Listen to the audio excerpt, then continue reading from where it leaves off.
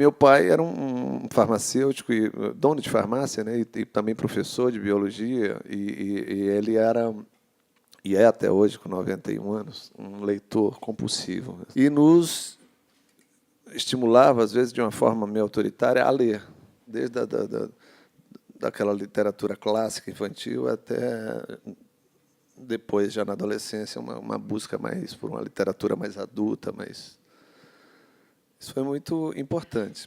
Eu tenho um episódio até curioso que eu conto aqui no livro. Minha irmã, com 12 anos, a minha irmã, que é um pouco mais velha do que eu, com 12 anos começou a ler Crime e Castigo.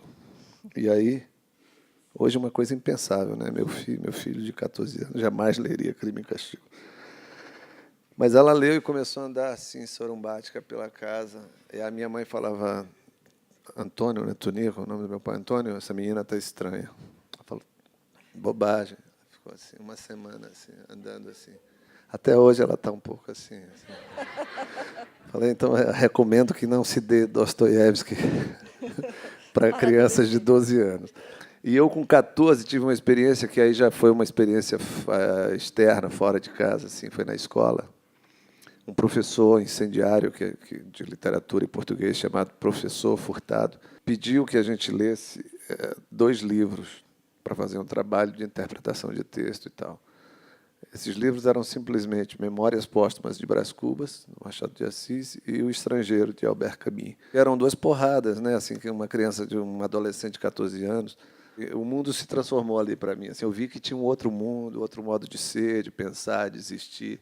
Eu acho que se existe assim, um lugar do artista no mundo, é provocar. E provocar seja o que for, provocar reflexão, provocar emoção, provocar raiva. Machado de Assis se valia muito disso, de uma certa maneira. Ele provocava o leitor, né, até o limite, às vezes, da... Então, eu acho que e grandes escritores e poetas e artistas fizeram e fazem isso. Acho que você tem que provocar. O cara que passa incólume assim, nem fede nem cheira, não me interessa. Eu acho importante assim, deslocar um pouco, tirar as pessoas das suas pequenas certezas e convicções e tal. Acho que a arte tem esse poder, é um poder que permanece com ela, apesar da passagem do tempo, apesar do advento das novas linguagens e tecnologias, é uma coisa que você pode sempre fazer.